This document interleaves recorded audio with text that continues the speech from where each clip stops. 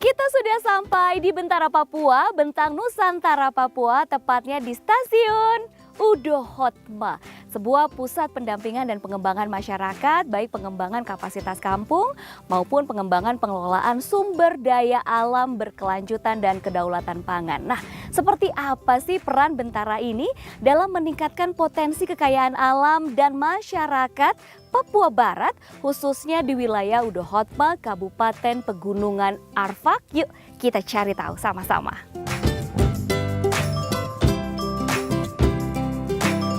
Widini. Halo, Kak Widi, Abireso. Maji Reso. Seneng banget sekarang kita ketemu sama Kak Yanu dan juga Kak Barto. Kak Yanu ini selaku direktur dari Bentara, ya. Dan Kak Barto ini merupakan salah satu sosok inspiratif ya, yang sangat menginspirasi sebagai petani milenial. Kita mau ngobrol-ngobrol, tapi mungkin di area perkebunan kopi lebih asik kali ya. Boleh. Kita ke sana? Boleh. Boleh. Wow, ini budidaya kopi yang ada di Bentara ya, Iya. Kak. Kita mungkin mau tanya-tanya dulu tentang Bentara ini, karena banyak yang belum tahu nih dari pemirsa Kompas TV. Bentara ini latar belakangnya apa sih, visi misinya apa sih sebenarnya didirikannya Bentara Papua ini? Bentara Papua adalah salah satu yayasan yang bergerak dalam pendampingan dan pemberdayaan masyarakat untuk mendukung pembangunan berkelanjutan dan konservasi di Provinsi Papua Barat. Jadi salah satu visi yang kami rumuskan di Bentara Papua itu adalah pengelolaan sumber daya alam sebagai sumber penghidupan bagi masyarakat setempat secara adil, berkelanjutan dan beradat gitu.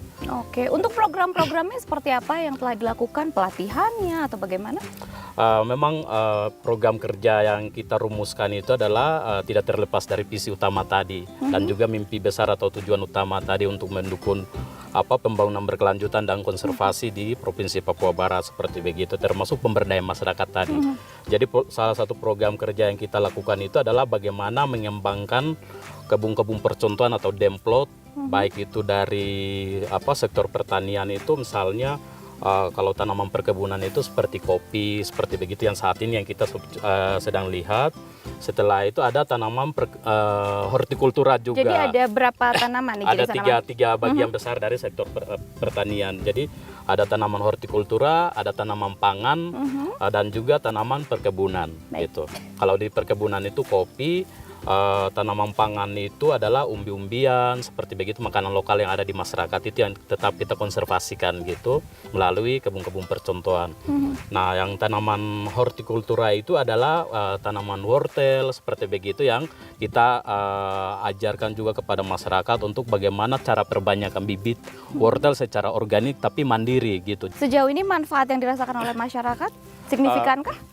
Sejauh ini yang kita lihat itu memang signifikan karena hampir semua wilayah kerja Bentara itu sudah mampu menghasilkan bibit secara mandiri dan juga demplot-demplot yang kami kembangkan ini sudah duplikasi di masyarakat yang kita dampingi juga, sudah modifikasi juga sesuai dengan konteksnya gitu, kondisi wilayah mereka seperti itu. Yang saya dengar juga ada pemimpin dari pemuda, salah satunya Benar. Barto ini Barto, ya. Salah satu cetakan dari dari Bentara nih. Bisa diceritakan perannya seperti apa sih di masyarakat dalam hal program pelatihan ini, Kak? Untuk saya sendiri selaku Duta Petani Milenial, lewat programnya Bentara Papua, ya kegiatan-kegiatan mereka yang mereka lakukan di sini, saya salah satunya pemuda yang artinya terjun untuk bergabung dengan mereka dalam beberapa program tadi yang disampaikan dari Kakak Direktur, Kakak Yanu. Di sini yang bagaimana untuk kami anak-anak muda ini harus terjun, bagaimana untuk menginspirasi teman-teman yang lain. Lewat programnya Bentara, kita seling datang untuk sosialisasi. Bahkan kita ada mendirikan salah satu rumah belajar, dan setiap kegiatan yang dari Bentara lakukan adalah SEKAM. SEKAM itu Sekolah Kampung Merdesa. Itu dilibatkan setiap pemuda di tiap kampung, pemuda kreatif yang kita percaya mereka ikut gabung untuk kita belajar sama-sama bagaimana untuk pemuda ini harus aktif di kampung untuk kembangkan potensi-potensi yang ada di kampung itu. Iya. Kalau dari pertaniannya, apakah memang ada metode yang memang diterapkan begitu yang kaitannya dengan konservasi alam juga?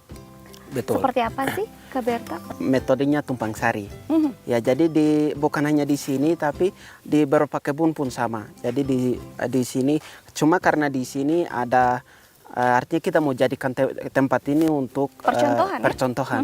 Ya, tapi di sini kita ada tanaman sayuran, bahkan tanaman pangan di tengah-tengah kopi itu ada. Ya, jadi istilahnya Tidak merusak ya, alam, tidak tidak ada merusak alam. penebangan juga Iya, begitu betul. ya. Terus untuk kopi sendiri bahkan hanya di sekeliling situ, tapi kalau yang di belakang rumah bahkan di kebun yang dekat dengan sumber air, kita pokoknya tanam kopi tapi untuk lahannya kita tidak bakar. Dia punya naungannya pun kita tidak tebang. Baik. Terakhir, untuk harapannya seperti apa dari keduanya? Kami berharap muncul peran masyarakat setempat sebagai pemimpin dalam mengelola sumber daya alam yang ada di wilayah mereka itu sendiri. Misalnya salah satu contohnya adalah Barto. Jadi kita sebenarnya di wilayah Pegunungan Arfak itu mengharapkan itu ada Barto-Barto yang lain yang muncul di Ada setiap duta-duta wilayah. lain Iya, ada yang duta-duta lahir petani begitu milenial ya. yang muncul di wilayah lain juga supaya mereka ini yang menjadi contoh yang real gitu ya. Kita bisa lihat indikatornya seperti begitu. Jadi kita bisa ukur gitu. Seperti itu. Baik, lalu bagaimana dengan Kak Berto? Harapan saya sama untuk apa yang saya sudah merintis, teman-teman yang lain harus ikut bergabung. Ya, supaya bukan seperti yang tadi Kakak Yani sampaikan bahwa bukan hanya Barto saja tapi ada Barto-Barto lain yang ikut tergabung untuk bagaimana mengembangkan potensi. Salah satunya tanaman kopi, untuk bagaimana kita harus lebih kembangkan bahkan untuk tanaman-tanaman yang lain. Ya, jadi kita mau jadikan PEGAP ini dengan potensi yang ada harus berkelanjutan. Iya, dan tentunya ini juga akan menghasilkan kesejahteraan dalam hal ekonomi bagi masyarakat setempat. Betul. Ya. Terima kasih banyak atas waktunya. Kita sambil berkeliling-keliling dulu nanti sebelum saya ke Pak ABT. Bentara Papua yang merupakan organisasi sosial masyarakat lokal yang menitikberatkan pada pengelolaan sumber daya alam yang berkelanjutan dan berkedaulatan pangan, sejauh ini sudah berjalan sebagai sumber penghidupan masyarakat setempat secara adil. Konsep ini pun dilirik oleh Dinas Peternakan untuk kedepannya dapat dipraktikkan juga dalam rangka perencanaan pemberdayaan ternak perah.